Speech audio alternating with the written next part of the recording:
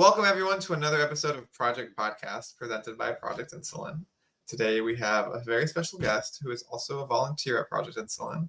So a little double dipping here, a little plug to volunteer at Project Insulin. If you're interested, we're always looking for help. And Brooke, why don't you tell us a little bit about yourself, who you are, what you do, and we'll get into your diabetes story. Hello, everyone. My name is Brooke Benedis. I am a person that was diagnosed with type 1 diabetes when I was 18 months old.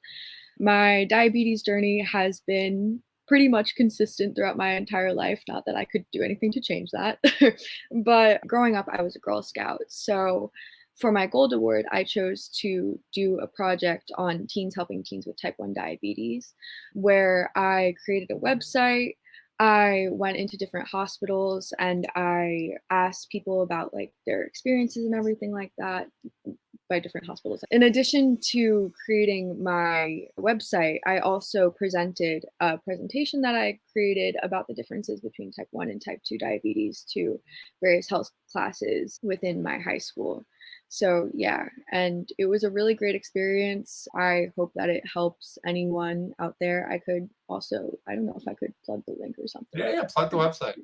Yeah, it's like the most arbitrary website username. We ended up using Wix, so it probably doesn't populate, but you can add it in the caption below or something like that. There's a bunch of embarrassing old photos of me with pump packs and everything like that, of me throughout the years of me experiencing life with diabetes. It has some explanations of different things that are useful for people with diabetes, like pumps, meters, all of them. And I have some step-by-step guides up there as well as to how to do all that stuff. Yeah.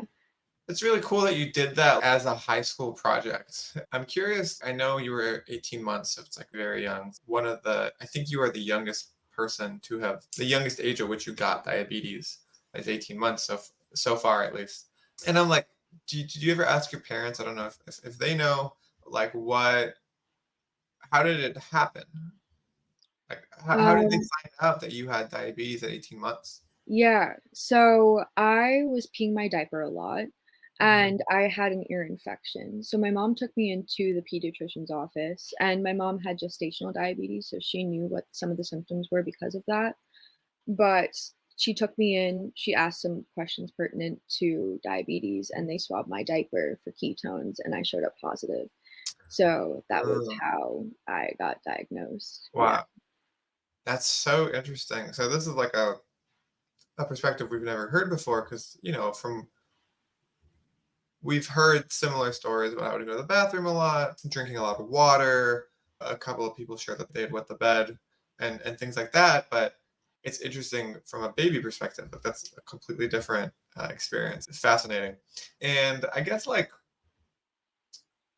with you having lived with it your whole life, lived with diabetes, how do you think it has shaped your identity? Are you Brooke and like all the cool things you do? Or are you like, Brooke, I have type 1 diabetes? You didn't have a chance to shape yourself before diabetes, but I'm curious if you have created, this isn't who I am, this is just something that I have to deal with. Yeah, I would say in elementary school, it was a lot more associated with my identity because I had an aide with me growing up in all of my classes. It was very known that I was like the girl with diabetes in elementary school. As I got older, I started to take my blood sugar in the nurse's office when I was in middle school. And in high school, I just did it underneath the table when I like had lunch and everything like that. And now I continue to just have it. I will say that there are times where it does interfere with my life. And in those instances, I will pull to the whole idea of I do have diabetes. I am experiencing these things because of that. But regardless of how it presents, I generally do not lead with the fact that I have diabetes to people. It's generally something that will come up when I'm like eating food and I need to give myself insulin for it, or if I am experiencing again something that is a problem with my diabetes, let's say that I'm like having too high of a blood sugar, if my pump is malfunctioning, something to that extent, then I will call upon it. But other than that, I would say that I'm a person with type 1 Yeah. diabetes and Yeah. not like it's a huge defining factor for me. Yeah. Yeah. And that's like a thing that we've heard many times. Like you live with this. This isn't something that defines who you are. But yeah, I was just curious because it is people I'm meeting are telling me like, yeah, I have now lived more of my life with diabetes than without it. And for you, before you could start talking, that had already like you were just learning to walk. So yeah, just curious if there was like any differences in that piece of your experience. I'd love for you to tell us a little bit about having an aide in school. Was it helpful, especially as like a young kid, to have someone like there with you? Was it harmful? Was it hard with like making friends and like feeling different and stuff like that? Yeah, because I was diagnosed so young, I had an idea of how to take care of myself and everything like that, but at the same point, like, if I was having a low blood sugar, I used to just put my head on the desk and not really ask for assistance, and this is, like, Mhm. in kindergarten-ish age. Because of that, I my parents didn't feel like I should have to completely understand the ins and outs of everything that I was going through at such a young age. That was a lot of the reason why I had the aid. And at least in terms of making friends and everything like that, there was a couple times where like people said that I had the diabetes touch. This was right around the time of Diary of a Wimpy Kid with the cheese touch and everything like that. So I did get that comment a couple times. And yeah, like, just, like, a lot of questions of, "Oh, you don't look like you have diabetes," kind of thing. But other than that, the people that I surrounded myself with were very, like, accommodating and everything like that. Like, I would go over to friends' houses and they would have sugar-free options, and then I would explain to them that I did in fact need sugar in case something bad happened. But it was a pretty good experience growing up. I do remember times of, like, when I would have to get injections and everything like that, because I was injected 3 times a day for every meal before getting my insulin site changed, and even with the site change, I remember asking, like, "Why me?" Like, "Why not someone else?" I did go through that whole questioning system of it, but with time, I just became comfortable with it and I grew to love it and just go on. Love it, I guess, is a bit of a strong word for something that could debilitate you, but there are perks with it as well. Like you can skip the line in amusement parks if you aren't aware of that. You can get special accommodations. I would normally like go on the walks for helping people with diabetes and get like cool merch and everything like that. I don't know if the merch is as cool nowadays, but that's besides the point. And yeah, I learned to live with the silver linings and to really Mhm. appreciate it for what it did for me. So yeah. Yeah. Yeah, that's interesting to saying to live with the silver linings, right? Of course, it's not, you don't want this, but there are things that at least the bright side. Yeah, no, it's really interesting. And so fast forward a little bit, you went to college at NYU. Mhm. Can you tell everyone what you studied and a little bit more about that? Yeah, so I was a psychology major and I was also a free medical path. I minored in chemistry and child and adolescent mental studies. Yeah. And what is it you what are you hoping to do as a career? So that's actually up in the air right now. For the longest time, I wanted to be a pediatrician, and that still stands. Hmm. But with that being said, I am also looking into global public health and getting my master's in that, and potentially doing epidemiology or doing global health and health disparities. Just Yeah. because I want to, well, I love the patient interaction bit of everything. I also would love to help on the policy and like the back behind the scenes kind of side of trying to make certain things get put into place so that way I can help the patients both physically and from afar. Yeah. And I'm asking you these questions because there's like a clear pattern, right? In high school, you did your project to help people understand the differences between type 1 and type 2 and tutorials on how to use different things. And you're hoping to go to, you're aspiring, studying to go to med school, considering doing a master's in public health, global health. And I guess, does it ever get hard with thinking about these issues and also being one of the people you'd be helping, right? Like being someone with diabetes and helping people, whether as a pediatrician, you'll probably have young kids who have type 1, or thinking on like global scales of global health, whether it's diabetes or women's health, whatever it might be. It's kind of, there's like this imprint. And so I guess the question is more like, uh, A, how do you, I don't know, how do you not burn out thinking about healthcare all the time? Yeah, I actually love journaling and scrapbooking and everything like that. I have a lot of different outlets that I do. I just did my yoga this morning. I to sing and dance and all of that. But at least in terms of having such a focus on healthcare and everything, it's something that I'm extremely passionate about, and I know that I want to help make a difference in one way or another. I think that it's a constantly growing and changing thing for me of what that looks like in terms of how I want to help people and how I want to make a difference, which is part of the reason why I'm considering doing my master's first and then doing a doctor kind of thing. But at the same point, I think because I experienced how much of a difference medical professionals can make, I want to be able to make the same difference for Yeah. other people. Yeah. Yeah, and I really think having that perspective of like understanding how hard it is to go through like the medical systems and like scheduling and prescriptions and a doctor with good bedside manners versus a doctor with bad bedside manners and a doctor who like takes time to talk to you versus a doctor who like you're just part of the carousel. I think that's really important and yeah, just it's very cool. It's like very cool that you're looking to make change. And yeah, part of me is curious also because with Project Insulin, like all I do is think about healthcare and diabetes. And this is coming out a little bit later, but yet on Friday, the FTC officially is suing the pharmacy benefit managers. And so it's like a huge step. We'll do posts about it and explain it a little bit more detail. I don't know enough today to educate anyone, but by the time this comes out, I'm sure we'll have done something. But I got 15 emails and 12 texts about, hey, wait, isn't this like what you guys are doing? And I was like, yeah, yes, we were trying to change the way this all works, but you get blindsided, right? Like, it wasn't something I was expecting. Obviously, I didn't know ahead of time that the I'm not important enough that the FTC is texting me like, hey, by the way, we're doing this.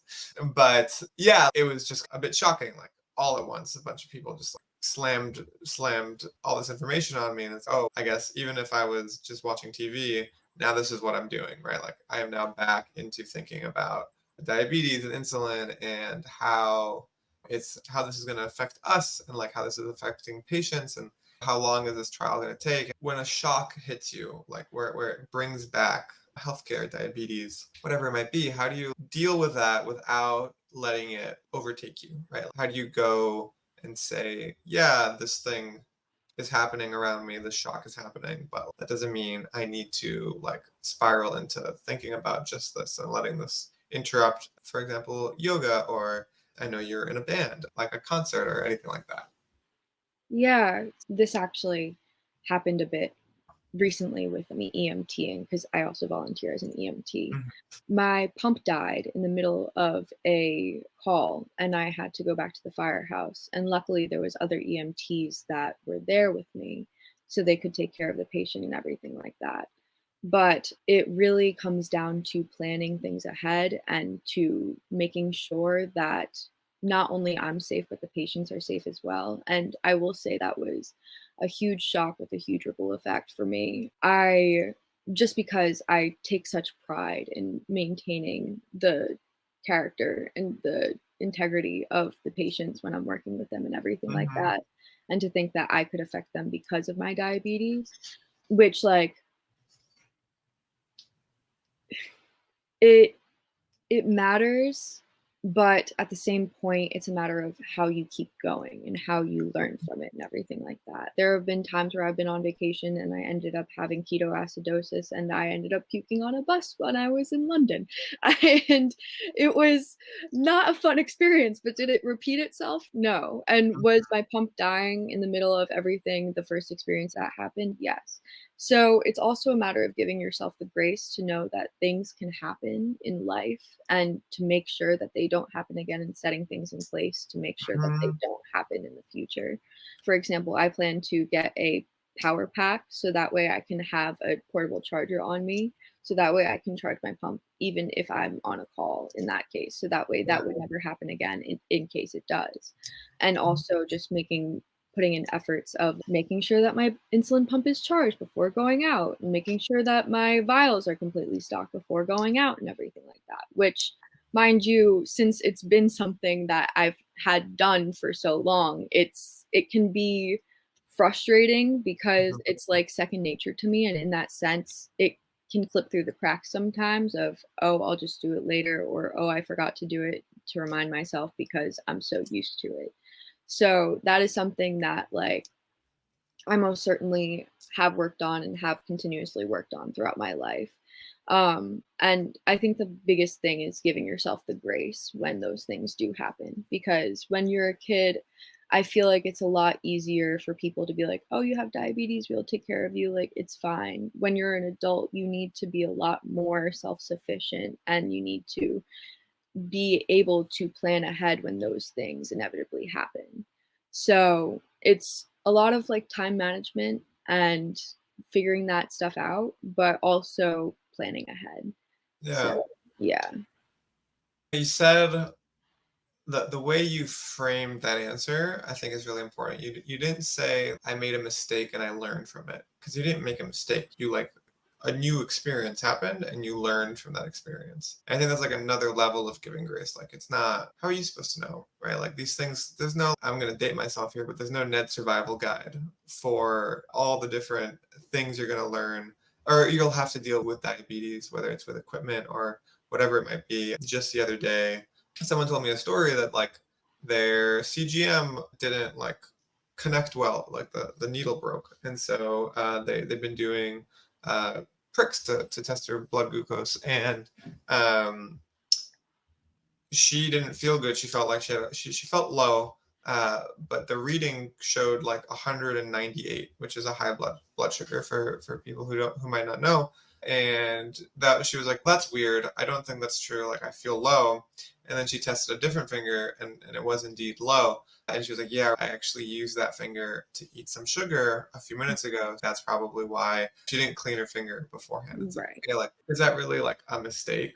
No, it's just like she's not feeling well, feeling low, and didn't notice something. That happens. And I think what you said about being a child versus being an adult and like how that changes is also really interesting because diabetes is one of the very few illnesses where you have to like you do all the care. You come in for like check-ins. It's like you come in for an oil change. But otherwise you're doing all the care. You even do the oil change. That it's more the emissions test. They do the emissions Right. test to make sure that everything's okay. But you do all the care to make sure that your body is running well. And that leads to a new question, which is, did you feel that? Like, when did you feel that? When did you feel that there was no longer people helping you? And I don't want to say no one helping you, but like, when do you feel that child versus adult care of diabetes started happening? I would say moving out of high school was Mhm. definitely, and moving into college was definitely a big shift. I In high school, I was pretty much self-sufficient. I really wasn't going to the nurse if anything happened, but I remember there was one time in high school where I passed out and one of the teachers caught me as I was going down, and I ended up staying in the nurse's office for a couple of periods because my blood sugar was low and everything like that. And I felt very taken care of and in a weird way, I don't want to say coddled, but Mhm. it wasn't acted as though it was my fault kind of thing. Whereas in college, if I had something that affected me, it was more of a question of why didn't you take care of that beforehand? Mhm. Why didn't you make sure that your blood sugar was in a good place before going somewhere? Why would you not have changed your site? And there is grace on certain ends because I have accommodations. That's what my accommodations are Right, for the right. times where these things come up. But it became a lot more of things that I needed to do proactively to try to fix these things before they happened instead of reacting to it and trying to fix these things as they happened. And I will also say that with the advent of the sensor, it helps me a lot with being able to proactively track my sugars just because I could see when I was trending going low and I could take care of it beforehand, or I could see when I was trending high and taking care of it beforehand. But with that being said, I still get distracted and I still have things to do and I can still Right, right. be caught in a low or high blood sugar at times. So yeah. Yeah, I like that you said it's not coddling. It was just like attention and like grace, in a way that it's not the same once you leave that like high school arena. Yeah, it's just really interesting, and I appreciate you like sharing a little bit more and kind of giving us some more insight into your life specifically. I guess before we wrap up, do you have anything else you would like to share? Anything you'd like to tell the audience at home listening to the podcast? We have all sorts of people on here or listening. I can't tell you like specifically to a certain group, but is there anything you want to share with the people?